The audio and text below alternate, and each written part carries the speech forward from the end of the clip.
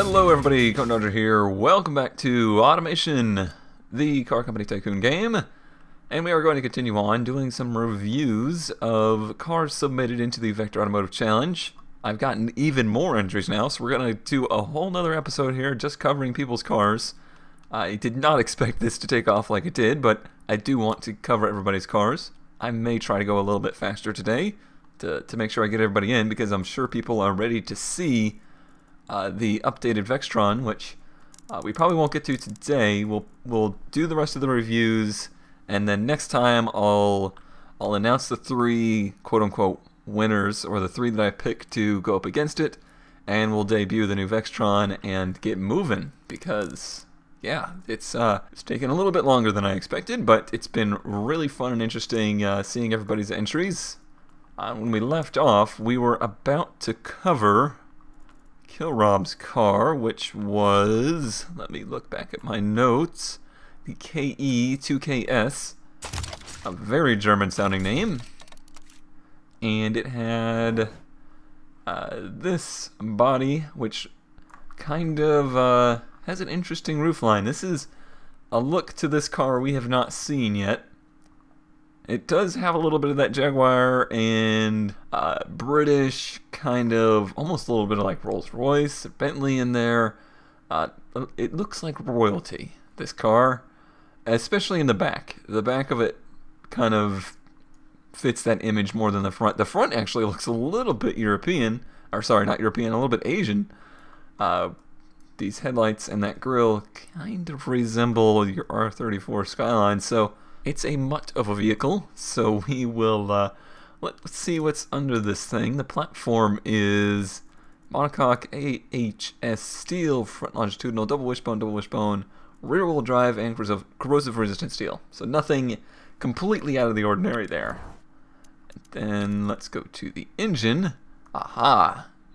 A small displacement inline 6, 2.4 liters. And let's see if this thing is built to max efficiency. 82 by 75.7, cast iron cast and hyper-eutectic cast, so pretty budget on the bottom end. And then on the top end, dual overhead cam, 4 valves per cylinder, obviously aluminum blocked aluminum head, 10.8 to 1 compression, 47 cam, VVT, and no VVL.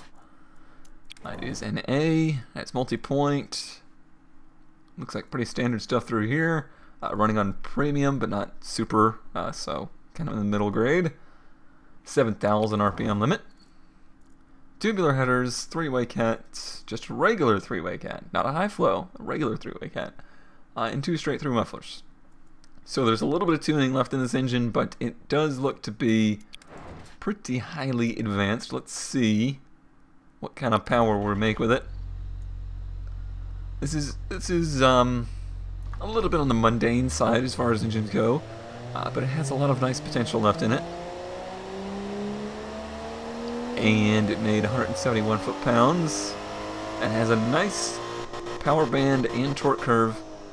Torque curve actually has a little bit of a slope down to the top end, which is a little less desirable, but it's not bad overall. I'm actually a little surprised by the economy down here, only 20%. I expected more from you. I expected this thing to be like the most efficient vehicle of all time. But it's not terrible to be making 180 horsepower. And perhaps he's just using those 180 horsepower more wisely than others. So let's see, we'll go to trim. 5-speed manual. Aha, long gearing, 210 miles per hour. It's geared at top speed. I think it's going to be somewhat short of that. So it's got a lot of overdrive to it. Medium compound road, so normal tires with quite a bit of stagger in them on 16s. 16s, not terribly uncommon for the early 2000s, with a bit of offset on them to give them the look. 3 piston calipers up front and single pistons in the back, with a varied pad type, which is interesting.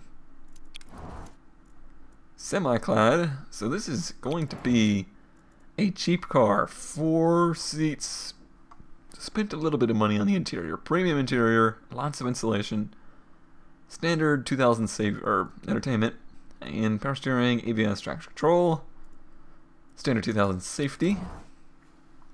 And looks like it did some tuning with the suspension. So what kind of stats does this thing display? That 63.6 tameness is very high. A 28.2 sportiness isn't bad either. That 32 comfort is about the highest we've seen in the comfort category. Prestige is okay and safety is okay, and those are kind of normal. Material cost is actually higher than I expected, 6,200 and 135 production units. 36.6 miles per gallon, that's pretty good.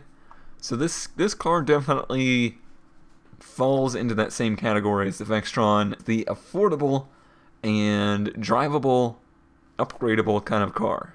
It has a lot of potential left in it, and it has a nice low price tag that would get your foot in the door, get you driving it, and then maybe you drive it and you're like, well, this is a great car, but it'd be an even better car with 100 horsepower or 100 more horsepower. So, do you have an upgraded model, sir?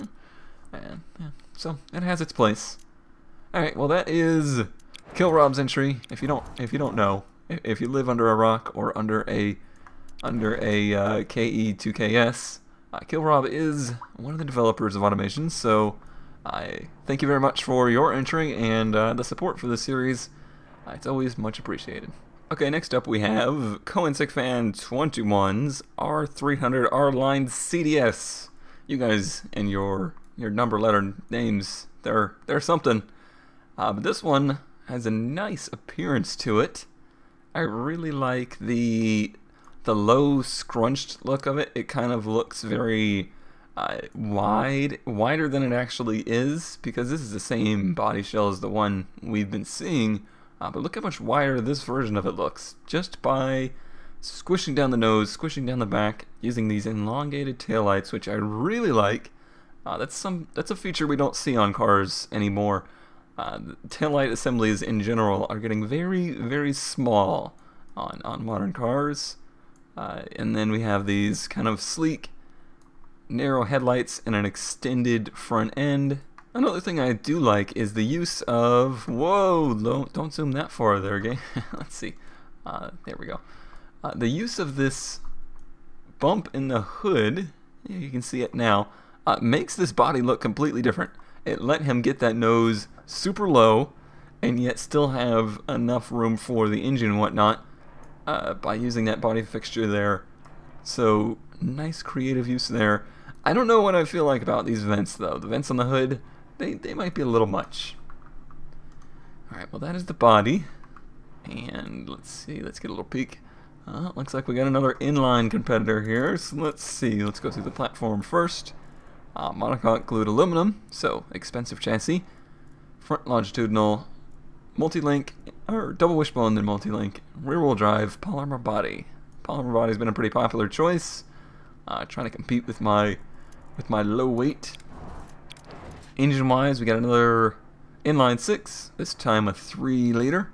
Looks like we got an interesting looking intake going on. Cast iron I-beam steel forged, so fairly expensive bottom end. Short stroked, dual overhead cam, 5 valves per cylinder. That's a first. We haven't seen that yet. Aluminum head, aluminum block, VVT. 10.8 compression, 70 cam profile. That's pretty extreme. So this engine is tuned for peak performance, pretty much. Multi-point with throttle per cylinder. Yeah, I thought that's what that looked like. Well, you get 10 cool points just for that. Yep. Any car that comes factory with ITVs, instant cool points. 90 ignition timing in premium unleaded. So yeah, this thing is tuned out pretty far. 7,700 RPM limit, which is pretty high for a 3-liter inline 6, no doubt. Tubular header, and then the standard exhaust stuff. So this engine makes 292 horsepower. That is really good. However, that is also most likely basically the most this engine is going to make, unless you go a different route like turbo or change the internals. So not necessarily as much initial tuning ability, not as much bolt-on ability. The intake is the only thing I really see. Looks like he may have gone over his cooling limit. Car can only cool 226. This engine needs 242. So gotta watch out for that. And then super responsive, very smooth. Gotta love those inline sixes. They really do have some great traits. And that is the longest name of any engine in the existence of time. It doesn't even fit in the thing. Alright, trim. 6-speed. Again, tuned with a little bit of overdrive, but not too much. Sports compound roads, 245, 265, so a lot of tire under this thing. Pretty aggressive brakes as well, 4-piston, 2-piston. And then semi-clad, so not going overboard there. Cooling airflow 299, so it was wrong. Oh, because he has the brake airflow. That's where he may have created a problem there. I'm not sure. That brake airflow may be stealing from the engine airflow. 4 seats, premium interior, premium 90s entertainment, power steering, ABS, premium 90s safety. So this car is a little bit backdated in that regard. Looks like sport suspension, maybe race. Oh yeah, definitely race, as low as it's sitting. And then detailed stats, tameness is 55, that's pretty good. Sportiness is 45.5, that's about the highest we've seen. Comfort is 30, prestige is 27, safety 28. These are all very high values, because this is a very high value. 79, 44, and 152 production units. Definitely the most expensive car we've looked at. And its overall performance, especially with that 25 miles per gallon, may be just a little bit short of the Vectron. So this car may be in a little bit different category, a little bit more towards the luxury or complete GT spec, versus my car is more of a sport tuner, kind of, you know, that entry level sports car, not the Corvette level sports car, if you will. So we'll have to see if this one stacks up against the Vectron. It's better in most every way, but it's also more expensive. So that could be a problem. Alrighty, that is Coinsec Fan 21's R300R line. Thank you for the submission.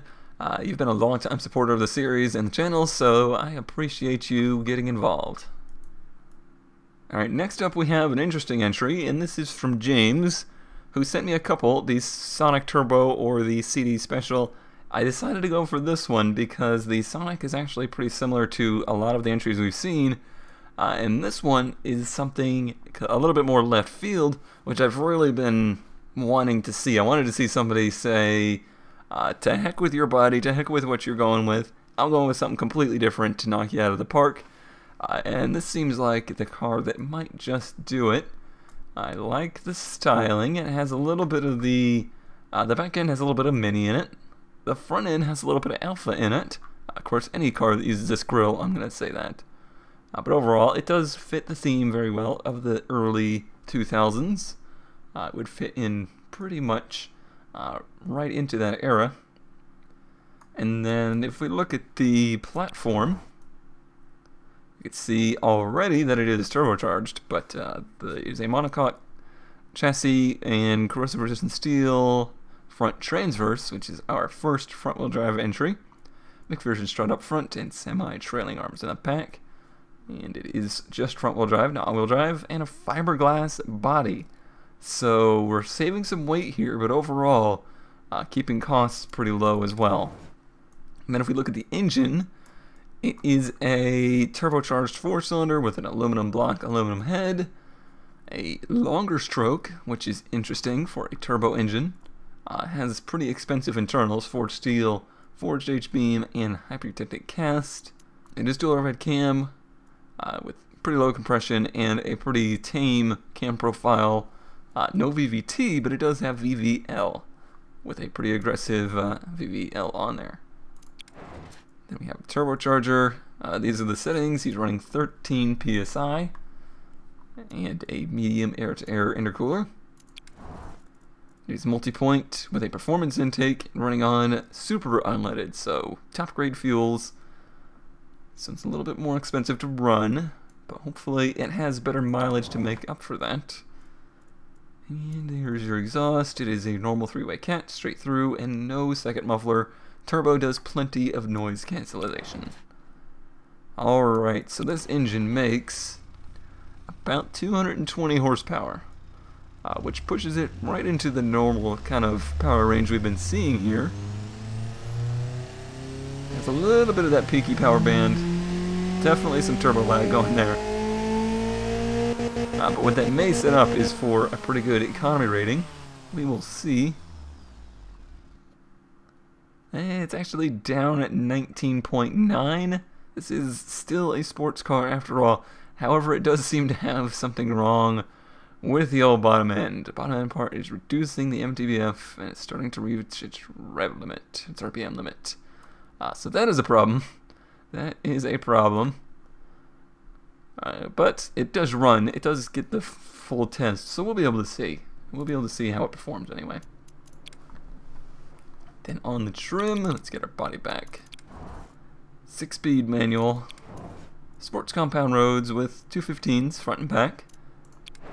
4 pistons in the front, 1 pistons in the back. Front-wheel drive car, kind of wants that. It's going to have a lot of front weight in it. Pretty aggressive brakes overall. It is fully clad and does have downforce, so front lip and that little wing doing some work. Pretty stripped out interior, no insulation, standard materials, standard 2000s entertainment, power steering, ABS, traction control. But really good safety, it looks like. Yeah, premium 2000s. And it looks like race-style suspension as well. So tameness is pretty high, which is common for your front-wheel drive cars. It's not the highest we've seen, but it's pretty high. Sportiness is a 35.9, which is decent. Comfort is 22.9, which is a little low. Prestige is 19, which is pretty low. Let's actually take a look at that. What is... we get a 5% loss with the drivetrain and a 10% loss on interior. Safety is pretty good. Cost at $7,771 and 190 production units is probably a little too expensive. It does, however, get phenomenal miles per gallon, 41.1. So yeah, you do gain back the losses we had with the economy rating, with that engine, with the turbo, with the way it really kind of makes all its power at the top end there. Lets you use it in non-boosted range to really get good MPGs. So that would be its strongest suit, I would say. Alrighty, that is James's CD Special 1.6. Thank you for the entry. That is a unique take on the challenge, and I do appreciate that. That definitely gained you some points in my mind, just because you decided to try and go out there in the left field, which I do like to see. Okay, next up we have Morgan Bright with his MVP GBS, and bright it is with a yellow paint job.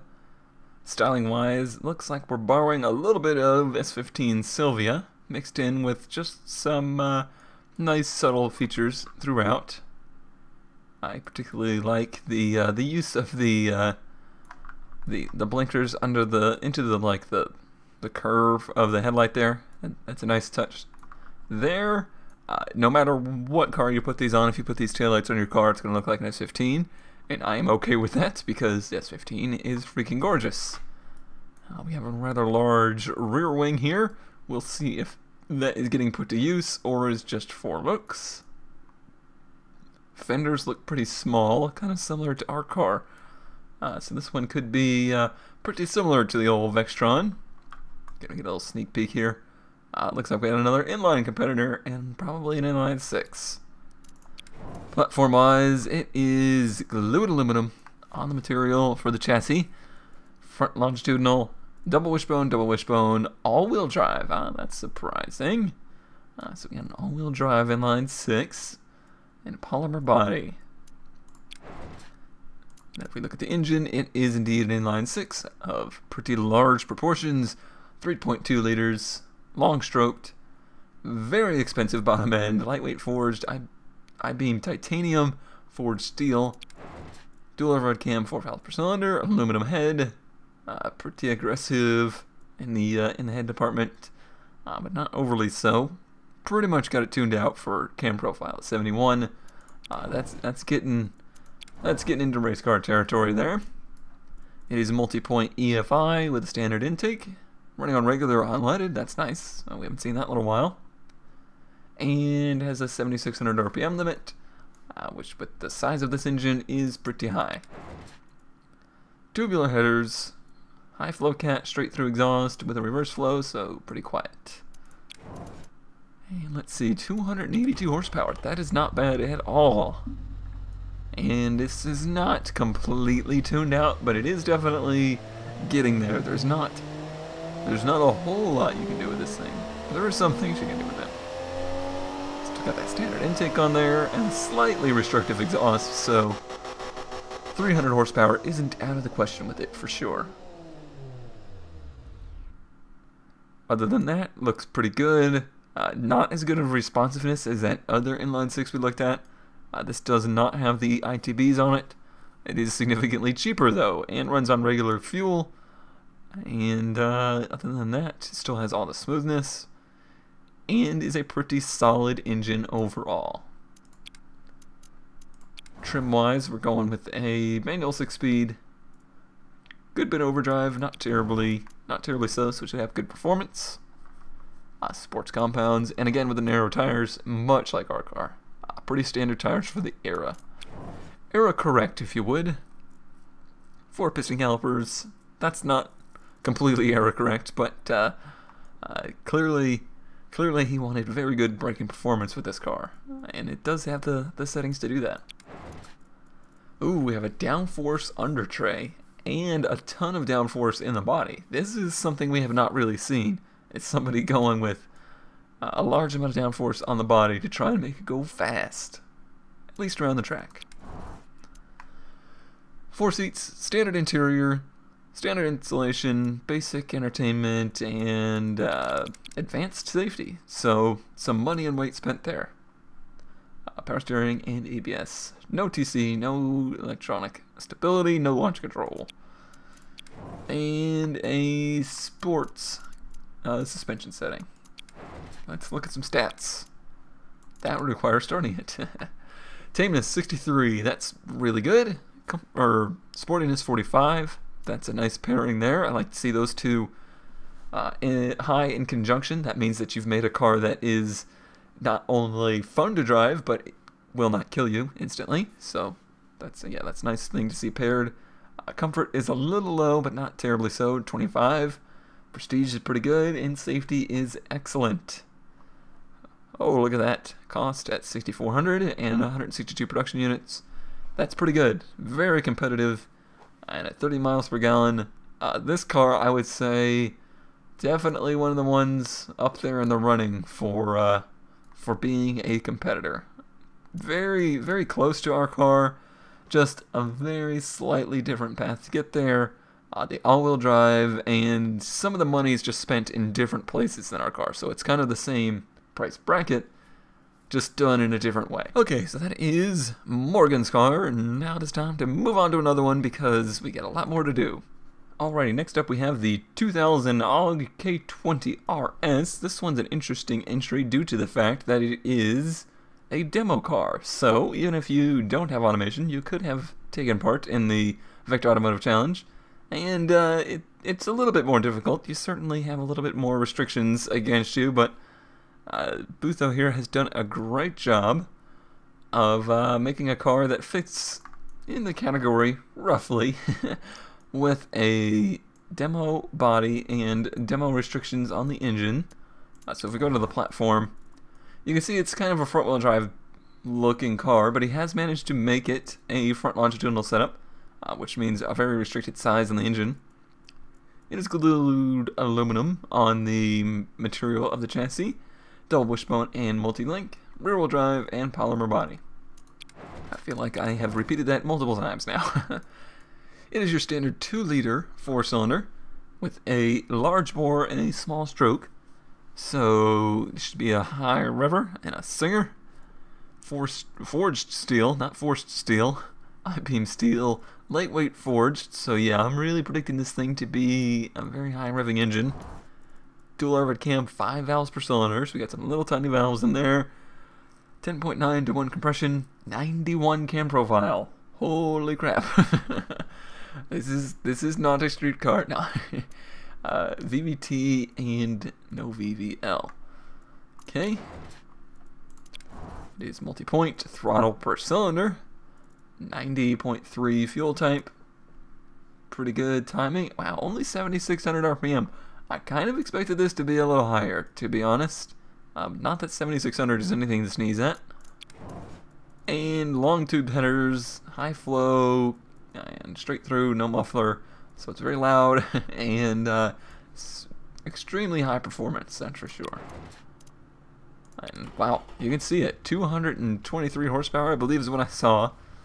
So yeah, this is a highly tuned, pretty much a race car engine with a muffler and a regular intake on it. We'll see what kind of economy ratings are we getting? That would be the correct verbiage. And it is 21%, that's not too bad. 223 horsepower, 158 foot-pounds of torque. It's not overly expensive, and it's not terribly unreliable, so it's still a street car engine. It's still, for the most part, streetable. That low power at the bottom end due to that high cam profile would be a little bit of a challenge. Trim-wise, 6-speed manual, short spacing, no, long spacing? Long spacing? I don't know. And 159, lots of overdrive, tons of overdrive actually. Let's see, sports compound, 205, 225. Oh yeah, I forgot it's rear-wheel drive. See, when I see this body, and I do like the body, it has kind of that new micro hatch kind of styling to it. I don't think it would be... It would probably be a little bit bizarre to see this in the year 2000, but maybe 5-6 years later, it would fit in a little bit more. And then the brakes, 3-piston, pretty aggressive brakes. Semi-clad, does have some downforce on it. Super light interior with 50 insulation, standard 2000s entertainment. Power steering, ABS, and traction control, and looks like pretty good safety. Yeah, premium 2000s. Then we have race bred suspension, which will give us a tameness of 68, a sportiness of 39. I would like to see the sportiness up a little bit more versus that tameness. But obviously, like I said, he's working with a lot of restrictions here due to the demo restrictions on what parts you can use. So still overall pretty good scores considering. Comfort's 21, Prestige 23, Safety 27. I think these are probably better numbers than you might have expected out of it. I'm curious to see what the numbers would look like if it was front-wheel drive based instead of rear-wheel drive.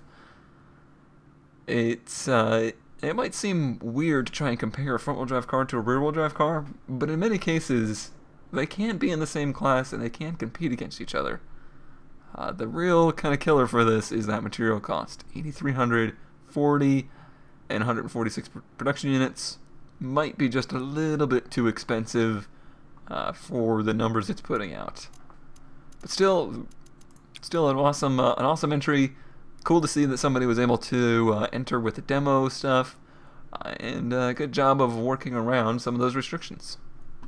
Alrighty, next up we have Jackson's Buckton Flyer, which I believe Jackson Buckton is his name, so Buckton is actually a pretty cool name for a company, for a car company. So props to you for having a cool name. And this is the body he used. Looks pretty similar to ours, except it's a notchback style.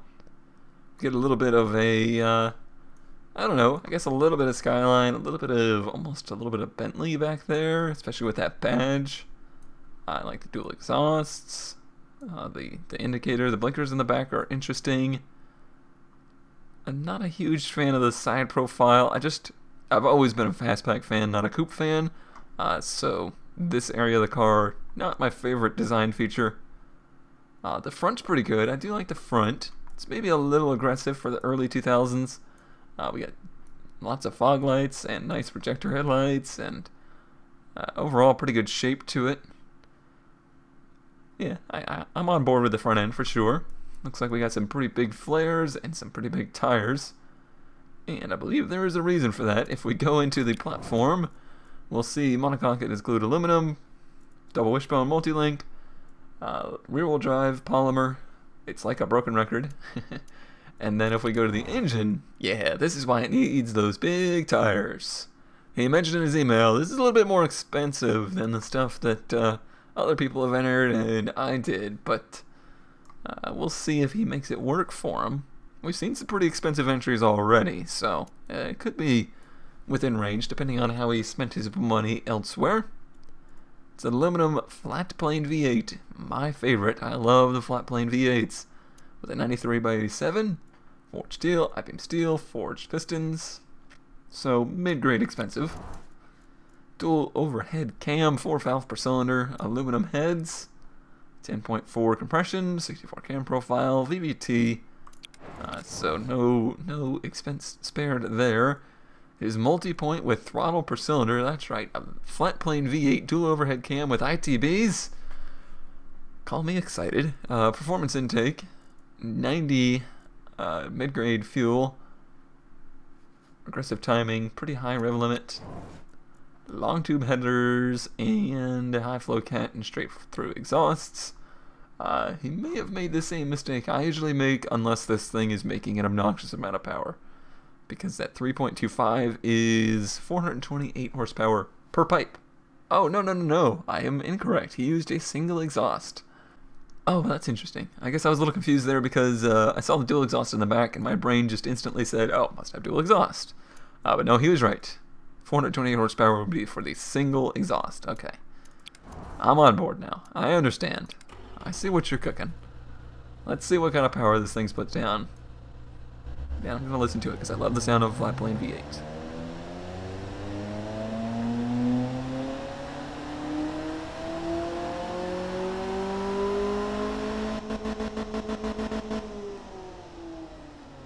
Yeah, I just like the smoothness of the flat plane V8. The crossplane just has a little bit of a raunchy kind of sound to it.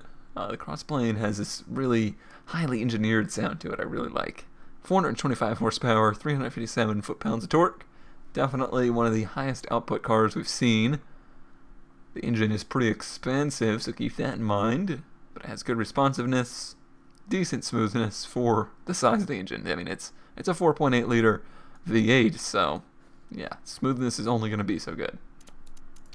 Trim-wise, we are with a 5-speed manual, so maybe some money saved there. Sports compounds with 215s and then 265s in the back. This is a drag car. 3 pistons, and decent-sized brakes. It does have downforce on the under tray, but no downforce in the body. Brake cooling as well. 5 seats with premium interior, so not really saving any expenses here. And it has power steering, ABS traction control, and launch control, so you'll be able to hook up those 265s. And standard safety, standard entertainment. Looks like pretty racy suspension. If we start it and go to detail stats, we'll see a 55 tameness, a 43 sportiness. Those are numbers we've seen before. It has decent comfort at 22.7, high prestige at 33.2, and highest safety at 24. Material cost is not out of the ballpark. It's at 77.24. Production units are a little high at 168, but it's not too far gone. This is definitely still in the spirit of the Vector Automotive Challenge. So even though he was a little bit worried about going with that big V8 setup, I think the money was saved in other areas to still kind of keep it in the same range. And still decent MPGs too. Alrighty, well that is the Buckton Flyer. Another great entry, and another V8 that could really kind of outperform all of the other cars in straight line speed, but there's other elements to keep in mind too. So we'll see if this one makes the cut.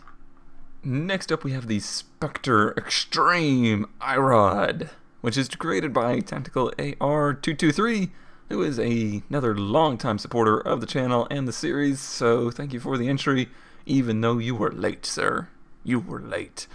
This car, he says, has some American influence in the styling, but is nothing like anything you would see produced by the Americans in this era. And when I look at it, I actually see Australian influence in it. When I look at this front end, it reminds me a lot of the early 2000s Australian Holden Commodore or Monero, which is not a bad thing. That is like my favorite era of those cars. It definitely has a little bit of that squinty headlight with the badge in between the grills going on. So yeah, there's some influence there. And then these mean looking drunk vents in the front, I really like those. And in the back, the cleared taillights with the small lenses underneath, all of that kind of looks a little bit like that era too, or those era Commodore and Moneros. The big exhaust pipes are definitely making a statement that this thing should be pretty darn fast. And with a name like Spectre Extreme IROD, come on, this thing better be freaking quick. Okay, if we look at the platform, it is AHS steel, front longitudinal McPherson strut up front and semi-trailing arm in the back, and it is all-wheel drive with a V8. Interesting. Okay, so it is polymer body again. And if we look at this engine, it is indeed a V8 of 4.5 liters, aluminum, regular cross-plane V8, forged steel crank, I-beam steel connecting rods, forged steel pistons. Push rod, so somewhat a little bit more like the LS, but a small displacement. 10.0 compression, 52 cam profile, so that's not overly high, but definitely into the sportier category. Multi-point EFI, single intake with a performance intake on there, and 90 mid-grade fuel, very aggressive ignition timing, and a pretty low RPM limit. Tubular headers, high flow cat, straight through exhaust with reverse flow, so pretty quiet engine. We're using dual exhaust with two 2-inch pipes.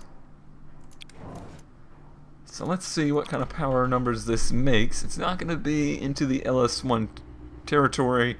It's much smaller in displacement, but it's still push rod.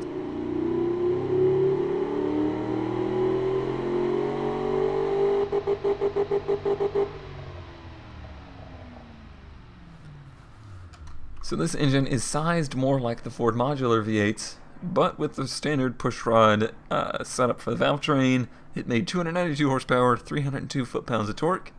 Has very nice power and torque curves, very nice reliability, good smoothness, and decent responsiveness.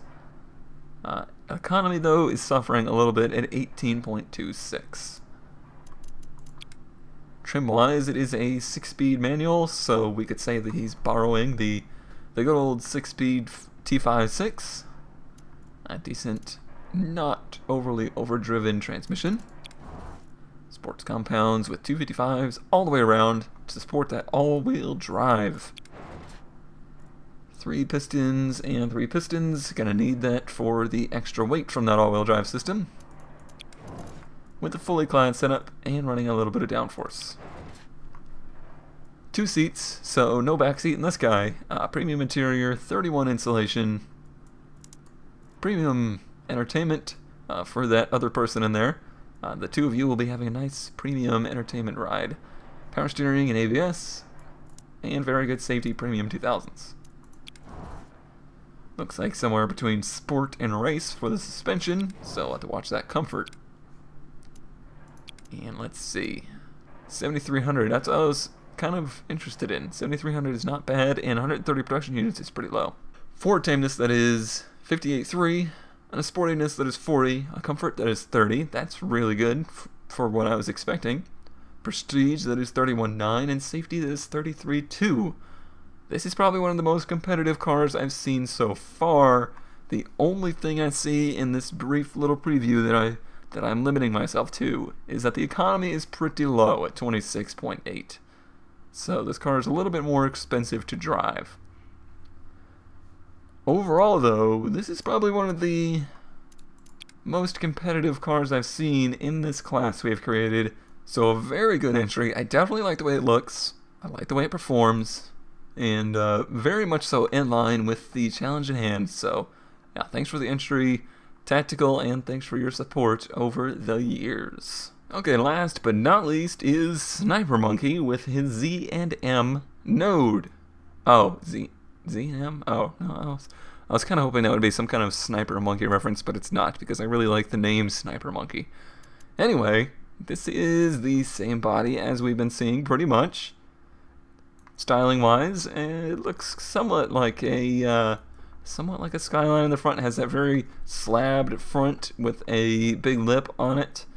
Very popular kind of theme in the early 2000s, and a look that I kind of like. The back end, pretty simple, straightforward design as far as the body goes. It's pretty pleasing to the eye. It doesn't have a whole lot of presence to it, other than these big vents at the bottom. Other than that, it's a little bit understated, which can be a bold thing when your car is very high performance. Some people like to have that understated look, and then have a car that actually is really freaking fast. So there's a place for that. On the platform, let's see, is it going to be the same as always? It's monocoque, it's glued aluminum, it's front longitudinal, it's double wishbone, it's multi-link, it's rear-wheel drive. It's not polymer, it's fiberglass, so a different body material. Fiberglass is pretty similar to polymer though, just a little bit more expensive to make. But I believe it has higher safety. That is one. Okay, never mind, it's the same. Just kidding. Engine-wise, we got another V8 competitor. This one looks a little different though. I see these front timing covers, which leads me to believe it's some variant of overhead cam, and it is a flat plane V8 with an aluminum 5.4 liter setup with a large bore and a short stroke, forged steel, forged H-beam, forged pistons, somewhat expensive. It is single overhead cam, 4 valves per cylinder, 9.621 compression, 40 cam profile, no VVT, no VVL, saving some money there. Did I see? Nope. Yes, it is. That's probably on accident. I am notorious for doing the same thing. Aluminum block with cast iron heads. Probably just forgot to click the aluminum heads, because you would pretty much never want that. So you know what, Sniper Monkey? Just for you, I'm gonna fix it real quick. If you didn't want that, yell at me in the comments. It's fine. I'm used to it. Next up will be the fueling system. It is multi-point DFI with a twin intake setup, which looks really cool. Performance intake running on super unleaded. 6,500 RPM limit. Long tube headers. 3-way cat. And just a straight through muffler. It's gonna be a loud one. That's gonna be pretty high performance. I'm already seeing 340 horsepower.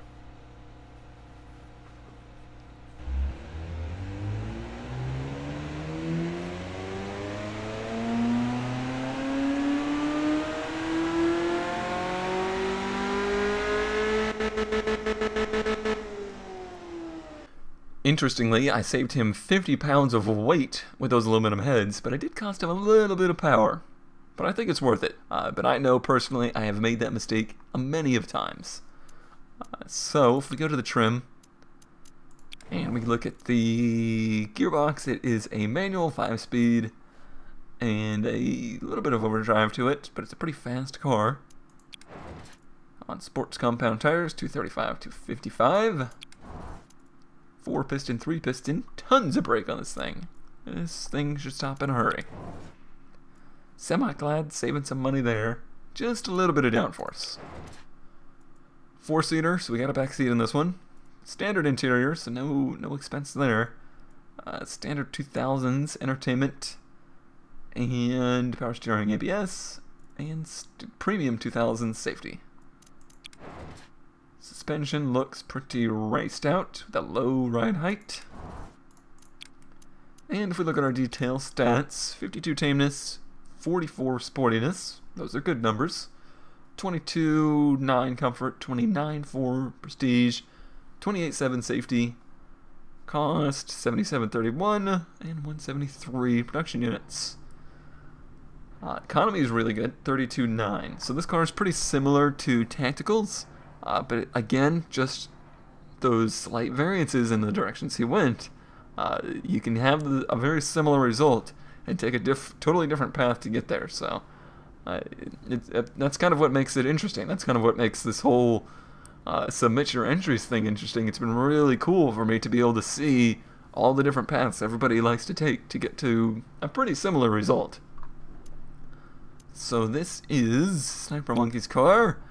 Another really good entry, and thank you for submitting it, even if you were a little bit on the late side. And thank you to everybody for submitting your entries. This has been a ton of fun for me. I got bombarded with way more than I expected, and that is totally encouraging. Not upset about that one bit. It's been a ton of fun. I apologize for kind of putting the Vector Automotive Challenge on hold for a little longer than I expected. But next episode, we will dive right back into it. We'll see the new Vextron, and we'll compare it to the top 3. Will yours make the cut? It just might. We will see. But thanks for watching, and I'll see you next time.